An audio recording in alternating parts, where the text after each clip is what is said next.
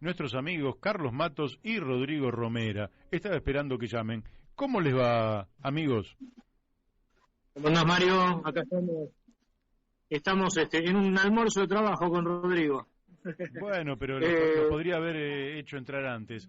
Escúchenme, cuéntenme, y les dejo toda la voz a ustedes, ¿cómo piensan ustedes que impacta el ingreso básico universal en el modelo social de la discapacidad? Es que en cierto modo, Mario, todo esto que vos estabas diciendo tiene una conexión directa con la cuestión del ingreso básico universal y con la cuestión de la discapacidad como elemento generado estructuralmente. Cuando arrancamos la semana pasada, que era el Día de la Tierra, una de las cosas que recordábamos es que a través de la llamada Revolución Verde, que prometía determinadas cosas pero que después terminó jodiendo el suelo, en algunos lugares en Argentina, por ejemplo en Misiones, desde el año 96 se registraron los índices más altos de mielomeningocele, justamente por el uso de los agrotóxicos. La imposibilidad que los trabajadores puedan negociar por esa asimetría que se produce, ¿no? Claro. Y que genera todo esto. Por eso planteamos el año pasado, lo hicimos justamente desde nuestro espacio, planteamos con Rodrigo, con vos y con toda la gente que nos acompañó, que el modelo social de la discapacidad, que básicamente consiste en reconocer que la discapacidad es algo que la sociedad produce, que discapacidad no es patología. Por lo tanto, la sociedad tiene que desmontar esas condiciones discapacitantes, tienen también una base económica. Entonces, en esa base económica, el ingreso básico universal, la renta básica universal o la renta básica ciudadana o todos los nombres que ha recibido, pero que vos lo planteás en tu libro Socializar la herencia difusa, es un elemento realmente de nivelación, es un elemento que tiende a corregir este estado de cosas y el clientelismo que generan los planes, porque obviamente que la gente necesita de los planes, y más con esto que vos marcabas del 55% de pobreza, pero evidentemente tampoco es una solución, sabiendo que en muchos casos se maneja de manera punteril, donde lo que se alimenta en muchos sectores es el síndrome de Estocolmo. Estamos Mario, a días del 1 de mayo. Así es. El Día del Trabajador. En un país donde tenemos un nivel de desempleo alarmante, en un país donde tenemos un nivel de empleo precarizado alarmante, en un país donde tenemos ingresos por empleo o por trabajo de alguna manera de monotributo, que no nos alcanza para llegar a fin de mes. A eso se le suma a un colectivo de personas con discapacidad que, lógicamente, si el nivel de desempleo en las personas convencionales es alarmante, en el colectivo de personas con discapacidad es mucho mayor. ¿Bien? Donde hay personas que, la gran mayoría de las personas, al no haber transporte público accesible, por lo menos acá en Mar del Plata, al no haber todas las condiciones dadas, porque la sociedad, además de la discapacidad, de la patología, como dice Carlos, se le suma todo lo que produce la sociedad, discapacitando aún más, es importantísimo tener la posibilidad de tener un ingreso básico universal para contrarrestar estas cosas. Y nosotros, y esto es una cosa que tiene que quedar muy en claro, nosotros, el colectivo de personas con discapacidad, habla del ingreso básico universal como con esa característica, la universalidad. Nosotros no queremos un ingreso básico universal como un plan más, como algo sectorizado a al colectivo de personas con discapacidad. Queremos que realmente sea universal, que le sirva a todas las personas. ¿Bien? Correcto. Vos sabés que hay un problema, muchas veces la gente dice, bueno, pero esos fondos, ¿no? ¿Cómo el Estado va a gastar eso? Y la verdad es que el Estado no gasta eso, el Estado no gasta nada, porque es una redistribución de fondos que el Estado los toma de la sociedad y los devuelve a la sociedad. Es decir, que no hay ningún gasto en el medio, los toma de la sociedad, los devuelve a la sociedad, haciendo una distribución más justa, de manera tal que le da dignidad a las personas, pero además permite sacar a las personas de la marginalidad, de la pobreza, y ponerlas al desarrollo de toda su potencialidad. Y esto es lo que no se entiende, que lo que la Argentina está no solo conviviendo con la injusticia, sino que está cercenando las capacidades individuales, las potencialidades individuales, que en definitiva es lo que hace que la sociedad pueda marchar y realizarse como un todo, porque una sociedad se realiza como un todo cuando cada una de las personas se realizan en la vida. Y esto es lo que estamos cercenando, y muchos no lo entienden.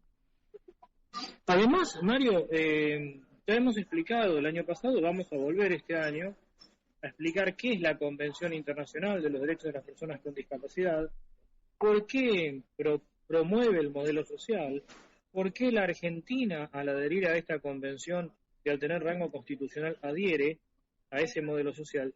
Pero lo que debe quedar en claro, que si esto no va acompañado de esa redistribución económica, y que lo más justo es el ingreso básico universal, no deja de ser letra muerta. Porque muchas veces dicen, sí, tenemos todas las leyes, lo que pasa es que no se cumplen, y se cierra el debate. No, pará. ¿Por qué no se cumplen? No alcanza con esa cuestión abstracta, ¿no? Entonces, es hora también que muchos, como decimos con Rodrigo, discapacitólogos y discapacitólogas que andan dando vuelta por la web, hablando de esto, del otro y de todos los derechos, está perfecto, pero empecemos a tocar la cuestión económica, porque si no, realmente no deja de ser discutir el sexo de los ángeles, como lo hemos dicho varias veces. Vamos a llenarnos de enunciados, de leyes, de pseudo progresismo, porque eso sí es un pseudo progresismo, de algo que el sistema muestra como una carta de algo inclusivo, pero en el fondo no se toca la estructura ni la superestructura. Entonces, no deja de ser algo para la tribuna o para calmar las conciencias de algunas personas y para que lamentablemente no nos gusta el concepto de casta política, porque lamentablemente lo están usando desde sectores reaccionarios. Así es. Pero para que esto que se está conformando siga conformándose. Entonces, claro, pareciera ser que, como vos marcaste hace un rato, el mecanismo electoral no deja de ser más que la firma de un cheque de adhesión, ¿no? Un contrato de adhesión. Bueno, eso es lo que no debe ocurrir. Esto es lo que queríamos abordar hoy como punta de lanza para ir desarrollándolo en otros programas también, ¿no? Porque Bien. ya hay pensiones por discapacidad que no alcanzan para nada. La compañera Gabriela Troiano esto lo ha abordado también el año pasado, que son una risa, tanto en la provincia de Buenos Aires como en Nación, o sea que en los papeles están esas pensiones, pero son pensiones que no cumplen prácticamente ninguna función, o una función mínima, que no hace más que condicionar a la gente que la tiene, que dice, uy, si consigo un trabajo la pierdo, y si el trabajo que consigo es precario también lo pierdo. Entonces, el ingreso básico universal lo que hace es primero terminar con ese miedo. Claro. Y después dar estabilidad, solucionar el problema del hambre, porque básicamente acá tenemos un problema de hambre. Y además la tranquilidad de saber que si esa persona trabaja, está en condiciones de nivelación. Siempre decimos que la pensión en este caso, que no es una pensión, porque tampoco estamos de acuerdo con la pensión, el ingreso básico universal no deja de ser un elemento de nivelación, porque si el principio del derecho laboral, que a igual remuneración a igual trabajo, igual remuneración, bueno, entre una persona sin discapacidad y una persona con discapacidad que hacen el mismo trabajo y tienen la misma remuneración, va a haber un desnivel, va a haber un desbalance, porque realmente los gastos y las necesidades son mayores, y eso debe nivelarse. Otro ejemplo, Mario, donde el ingreso básico universal impactaría positivamente ante una persona, por ejemplo, con discapacidad que no puede llegar a trabajar por diferentes motivos, es, por ejemplo, tiene una pensión, ¿no? Vamos al caso de la pensión.